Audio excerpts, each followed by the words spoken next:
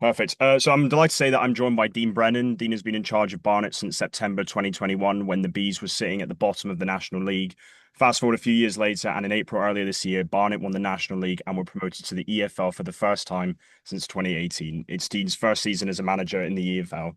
Dean, thank you for joining me. First of all, you previously discussed the importance of maintaining a kind of balance between taking a relaxed approach outside of the game and then during the match, quite a more sort of serious and intense approach, which is obviously natural. But did you look to change that at all as you began this new experience in the EFL? No, we haven't looked to change that. At the end of the day, match days is where we earn our money. That's what we're paid to do. Get positive results. I know it's a very difficult and challenging business, and it's a survival business, really, being a football manager. But we want players to be in an environment where they can be relaxed, so they can do what they're good at. And all we ever ask of them is to give their all and do their best. And once they do that, I'm happy with that. I know we've got a lot of young players that have a lot of real big futures ahead of them. But their attitude and application has to be first and foremost. And once they give their all and show us what they're made of, we're happy. And how do you think Barnet have adapted to this new challenge of League Two this season? Yeah, I think we've adapted well. If you look at the points we've got after the 11 games, we're quite happy with that, 17 points. When we started and we lost the first three games of the season, people were questioning us, but that just come down to key players missing in key areas at the top end of the pitch, Leon Love and at the top end, and Nick Tavares defensively. So once we got them up to scratch and back involved, and then we got players like Namdi Offerborg at midfield going, I knew we'd be a good side. Yeah, I was actually going to ask you about that because obviously after the first three games you lost, and did that kind of change your mindset or have any or sort of preconceived notions about the challenges and the task of this league at hand? No, I just knew that our key players were missing, and no team can handle it without their key players. If you look at Man City last year, they lost Haaland for a long period, and they lost Rodri for nearly all the season. And Man City have if not have the greatest resources in the world to sign players, and they can't win the Premier League doing it that way. So we just got to make sure we stay focused. I think the biggest thing for me, and I've always managed that way, is one game at a time. It's real cliche, but we just take it one day at a time. We try live for today, and we look forward to tomorrow. But we learn from yesterday, and I think that's important as well. There's so many different things where we can get better and improve. But the main thing is what we have at our football club. We've got real, honest, hard work, and I think that shows. And we have got character. We've proven that over the last few seasons. So you didn't think after those first three games that it was a kind of particularly new challenge or a specific or a kind of particular rise in the standard you were playing at from last season? Obviously, there's bigger resources. I just think it's like a top 10 game in the National League every week. That's what it just feels like. The games feel that way. There's a lot more teams play direct and are very happy without the ball, which we sort of knew from the research we done on the division. But for me, it would be just like playing in a National League game in the top 10, a top 10 National League game every week. And there is some good sides. And we've beat some good sides as well. And then when you look at the heroics of Grimsby beating Man United, it just shows you there's no easy games in football. Mm. And what are kind of the main differences you've noticed between League Two and the National League? I just think the organisation really, the organisation and the resources. There's definitely more money. So when you're competing to sign players in the same division, finances is a strain for us because we haven't got the biggest budget. But I think if you look at MK Dons, who are obviously sort of a freak of when it comes to the division financially. If you look at the resources they put into their team, it's scary really. I'm not expecting them to be right up there come the end of the season. And tactically, have you kind of noticed anything different, or is it, as you said, kind of largely the same, sort of playing a top 10 team from the National League? I'd say more teams in National League will try play with the ball. But definitely in League Two, tactically, the majority of sides, if you look at Walsall, I think their average possession is probably about 40%, and they're top of the division. So a lot of teams are happy without the ball, and Walsall play that counter-attacking style. So I think we're one of the highest possession sides, us, Chesterfield, and there's a couple others as well. So there's different ways of playing football. There's different ways of winning football matches. And what I would say is tactically, the managers, obviously, there's a lot of good managers in the division, so they can be cute as well on how they do things. You mentioned some good managers. Are there any in particular you admire, both personally or tactically? Look, I love all the old school managers. I love Mickey Mellon at Oldham, one of the great guys. Paul Cook at Chesterfield. They're really good guys, to be fair. So, and there's a lot of good young managers as well in the division. So, I'm sort of at the middle age now of management, being 45. So, but now look, we've been impressed with a lot of the coaches and a lot of the managers, and it's the biggest thing with some, I feel for some of the managers is there's a lot of pressure on them. serious amount of pressure. Look how many managers have lost their jobs already, and we're only in October. We've only started just over 2 months ago, so it's a challenging business, and I feel sorry for a lot of them as well because I understand the pressures of being a manager. Do you feel safer in your role because of how long you've been there now? Yeah, I think I've got credit in the bank. I understand the business. At the end of the day, if you lose football matches, you're not going to keep your job. So I can probably be a little bit more open in my conversation, especially in interviews, and be a little bit more myself. I know a lot of coaches that are very reluctant to come out and say what they really think, but I think supporters want to see honest coaching, honest management. There's been days where we played Shrewsbury this year, like everything I did that day was wrong, from team selection to substitutions. But I come out and say that, so I'm not a manager that'll hide away and say, oh, the players and stuff like that. At the end of the day, it's a collective effort. Do you think you feel kind of appreciated by the Barnet fans for your honesty and your transparency? Yeah, yeah, definitely. But I can live in my own skin with that. I think that's very important. You have to be yourself. You have to show your own personality. Listen, you mightn't do that when you're forced in the door after, 2 or 3 months. But once you get to know sort of your owner and how he walks and the relationship we've got, it stems from there, really. If you look at all the successful clubs, it starts at the owner and it filters down into the management staff. And myself and my owner we've got a great relationship. Uh, Argumentative at times, but at least we're honest with each other. It's a little bit like a marriage. You argue with your wife, but you still make up, don't you? So that happens quite a lot because he'll have his opinion, which he's got the right to do because he owns the football club. And then I have my opinion, but I live or die by that. Mm. And when you joined, obviously it was a really tough period, and I think you were something like the fifth or sixth manager the club had appointed just in that year alone. Did that kind of ever phase you that you could potentially be part of this sort of conveyor belt of managers who are coming in and out of the club? Listen, I ain't gonna lie to you, and I spoke to a lot of people in reference to the football club. A lot of people had negative things to say because that was their experience from working there. I found the owner very honest and straight talking, and I can speak to a man like that and get on with a man like that, and that's how it was for me both ways. And I think that's where it started. My job was to make sure the owner and his family started to enjoy the football club again because he come into for a lot of criticism, and the only way you can do that is with hard work. And we just got a hard working team. We didn't do anything special. We played a simple system, 4-3-3, hard work, a little bit of pace in the wide areas. And we managed to grind out some results and build some confidence within the group. And then bit by bit, we made things better. Well, you've certainly grinded out some results and obviously managed to get 102 points last season. You've won four, I think, in your last seven. How satisfying is it as a coach just to see where Barnet currently sit, given the position they were in when you took over? I don't really reflect back that much. I'm not that type of person. I just literally think, right, how can we get better? How can we improve?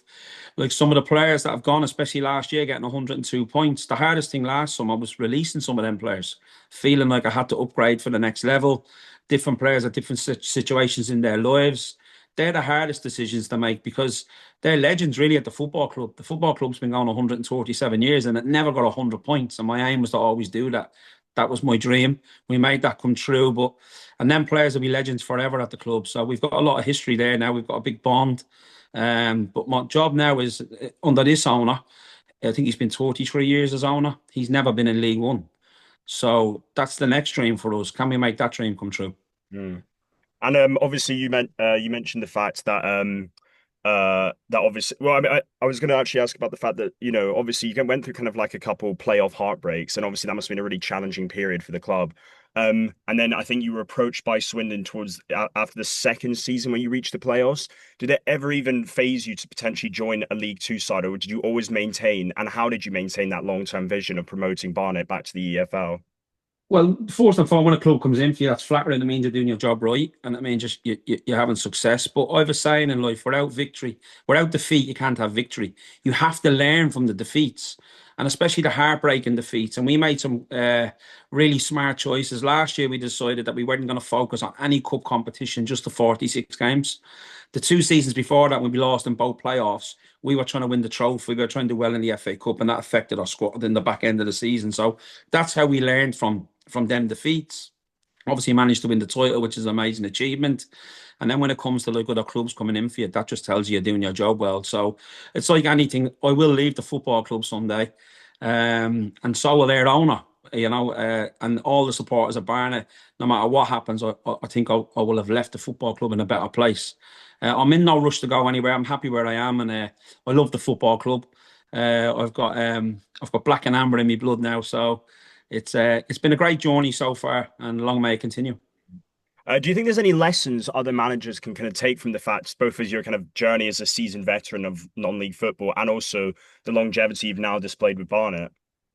I think you have to be yourself first and foremost. The last thing you want to do is leave a football club and regret you didn't do this, you didn't do that. I have had that at a previous club where I look back and I wasn't myself, and I didn't last long there. So I think always being yourself, improving, and basically improving players. I think that's a key thing. What I always believe I can do with my coaching, improving teams, and getting players to go that extra yard. I think that's vital. But if you're not yourself, you'll just have loads of regrets.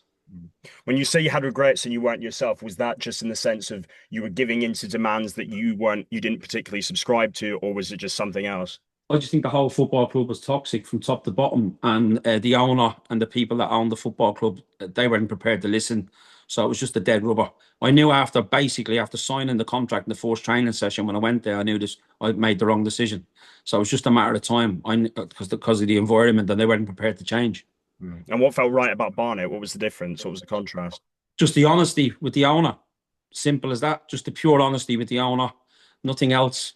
The way he spoke, the conversation we had previously in several occasions. He tried to come get me from a previous club where he met my release clause. And I stayed loyal to my previous club on that occasion. And then eventually we managed to work together. And I just found him a really straight talking guy. So that was an easy decision for me. You mentioned improving players. What's kind of the key to your management in terms of getting the best out of players? Is it specific sort of targeted man management, or is it just in a way in a change of your tactics, especially the kind of new signings? Like, how have you managed to integrate them and make sure that you can be reliant on them as this season continues? Well, I say to every player, like, I bring you here to do what you're good at. I think that's vital. And once they give their all and prepared to go to the line, you'll have a chance of having success. So that's how we start. That's the conversation we start with, and then bit by bit, can we make them better every day by working on the game? We don't work on players' sort of negative points. We work on their positive points. So if you're quick and you play on the shoulder, we want you to continue to do that. The last thing we want to do is start confusing you and making you a link player. So we just look for main attributes in players and we look to improve them. Like the National League, obviously League Two, it's a long old season, and obviously, maybe after the first three games, there was probably a bit of it was probably the mood in the camp was probably quite low. I mean, I don't know if that was particularly the case, but you just imagine that it wasn't the start, obviously, you either intended or predicted. How do you kind of pick yourselves up from defeat, and how do you kind of sort of keep on trying to motivate your players, especially given how long a process it is? But that's definitely experience. So when you lose the first three games the way we had, and I think we scored one goal and let in six, we play in different phases of them games. I showed the players the positives. This is how well we played. How can we sustain it now for 90 minutes? How can we make an impact at the level? So little things like that. And then anything I got wrong was subs out, and I'd be open with the players or selection. I'd say, right, I should have done this. Now we walk this out together. So it's just being open and honest and transparent with the players. And I think if you do that, you get the respect of the players. I was a player myself. I know what it's like for managers to spoof you. And a lot of them do, and a lot of them had in my career. And I made a vow I'd never do that. Sometimes I won't speak to the players. They'll have some weeks where I think they can fix it themselves, and they have to show leadership within the group. So it's not a dictatorship. We want everybody to improve and everyone to step up and be leaders. Mm.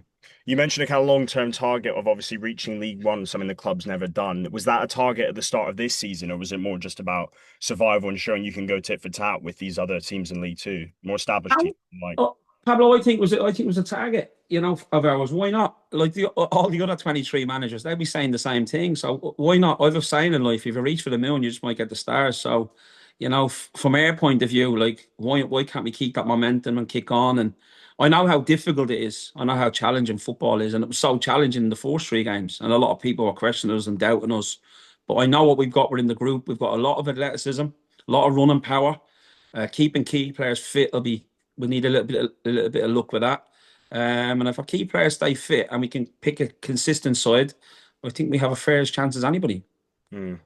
And I remember I saw an interview at the start of the season where you were talking about how you weren't as fussed with the other competitions. Is that purely just through a lack of depth, or is that just because of that long-term focus of getting promoted to League One? It's a little bit of both. It's at the end of the day, my experiences in the two times when we come second and come fifth and lost in both playoff games, both home games.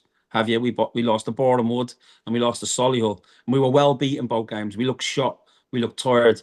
And if you look at the back end of last season, I think we only played one midweek game in January, the same in Feb, the same in March, and the same in April. Rather than I remember the season before when we got to the trophy semi-final, where we only had two midweek breaks. We were playing midweek all the way through January through to May, basically. So that I thought that affected us majorly. So I think for us, look, we all want a nice FA Cup run. It'd help with the finances, but does our squad depth allow us to do that? I would say no. So anything out of that would be a bonus. And we're out of the Carabao Cup already, so we went down the preliminary round. And it doesn't look like we'll qualify either for the Virtue Trophy, the way that the result went last night. So in some ways, I think they're a positive thing. Mm. And if we look kind of early on in your career, what was well, first of all, what kind of made you want to go into management? And second of all, what was the kind of turning point in your managerial career where you kind of realized that you'd sort of something had clicked, you'd gotten it? I always wanted to be a manager from when I was a player. I was always tactically astute. I'd say I have a football brain. So I think that was my thought process on that. And then I wouldn't think anything just clicked. I've always taken it. I've never looked too far ahead in football because I know how quick it can change. It's a dangerous business. You know, people can get forgot about very quickly, especially managers. It's a business of survival. I've definitely know that. I think I'm doing it 14 years now. I'm very proud of that. And I want that to continue for another 14 years. I'm very lucky as well, Pablo, to do the job I do. You know, I've other family businesses away from football, so I'm very lucky in that my wife runs them. So we're blessed really. But I do what I love to do, and that's football management. Did you ever kind of confide in other managers before you took your first job, just in terms of general advice, or was it just something that you kind of had so much belief that you just wanted to figure your own way out? I think people were surprised because I'm a bit of a Jack the Lad. Well, I was when I was a player. I'm much more settled and quiet now. I'm middle aged. I'm getting old. So I'm much more relaxed and settled now. But I was a Jack the Lad when I was younger. So I was a lad's lad. And I think people were definitely surprised. But I'd always speak to different people. You could see some of like Ricky Hill was a big influence on me. He brought me to England and he was the greatest coach I've ever seen, by the way, I never worked with. And he'd be a big influence. He'd be a big shoulder that I'd lean on. And people like John Dreyer and people like that were always good influences. So, yeah, I'm very lucky to work with the people I have. But I never look too far ahead in this game. It can change so quick. There's no doubt people 2 months ago are doing pre-season thinking they're going to have the whole season to try to get a club promoted. They're now out of work. So I know how crucial that is. You seem pretty direct in general, just about, kind of what comes with the job and quite realistic about that. Are you able to balance it when you go home? And you obviously mentioned your wife and other businesses and stuff. Are you Mhm. able to kind of balance that sort of sport and life sort of in general, or is it something you struggle with? I think the more you're in the game, when I was younger, definitely in my early mid 30s, I'd be so emotional all the time after a defeat. You just want to put it right, but at the end of the day, you can't put it right. You've just got to move on to the next game. There is days where you come in, you're disappointed that certain things haven't gone your way, and so on and so on. But at some stage, you have to draw the line under it. I like to watch the game back as quick as I can. So I'll watch like Tranmere we got Saturday. I'll watch that game back on the bus. That'll clear my head. So it's like a bit of a therapy situation. So when I come back into the house to see the wife and hopefully she'll have a glass of red wine ready and a victory red wine, Mm. then we can just get on with normal life and things we got to do for the kids and walk the dog and cook the dinner and so on and so on. They're welcome distractions, I suppose, aren't they? Yeah, it's nice. It's great to walk the dog. I've got to be honest, that's a great balance for me. I'll walk the dog, listen to a podcast. Mm. So stuff like that's really it's quite therapeutic to be fair. Because it's a challenging business and I do all the ins and outs of the football club. We've no CEO. It's myself that does everything Mm. with the guys underneath me, people like Cork Raymond and that. So like even today I've had several phone calls from agents because the Republic of Ireland league is finishing soon. So some players in Ireland that want to come over to England and so on. So you're watching these players and there's no day off. But I love it that way, by the way. We're not looking for it. I love football. I'm blessed to be in it. It's given me everything I have. I'm from inner city Dublin. I moved to England in October '97 to Sheffield Wednesday, and everything I have now has come from football and come from sport. So I owe it everything. Mm. You mentioned sort of listening to some podcasts, walking the dog. Are there any podcasts in particular you're getting into? Now, listen, I like me crime podcasts. I listen to stuff like that, but anything in general. Do you know what I mean? The lads might send something in, stick to football. That's one the lads like to send into the group and stuff like the staff. So I see Des Walker was on there last week, and Des was a character I knew from the Sheffield Wednesday days. He's a fantastic character. He loves his cups of tea and he can talk as well. So some great stories on him. So listening to him talk was very good last week. So yeah, there's loads of different ones. Do you have any kind of pre-match rituals? Are you not particularly superstitious? I'll try wear the same clothes if we won the week before or stuff like that. And Yeah. it's just always stupid little things that you do. When you shower, you try to do the same things when you shower and the timings of it. And yeah, I don't really have breakfast or anything like that on match days. Mm. That's something I've never really done. So no major rituals. I saw a video in which you and the players were discussing what music you played beforehand. Do you ever try and give them recommendations, take them back to sort of the good old days, or is it, or do you just let them do their own thing? This grime stuff I listen to these days, Pablo, it's the worst music I've ever heard in my life. There's not get a bit of Luther Vandross on, I tell them. Get a I'd bit be some good inclined to music agree. on.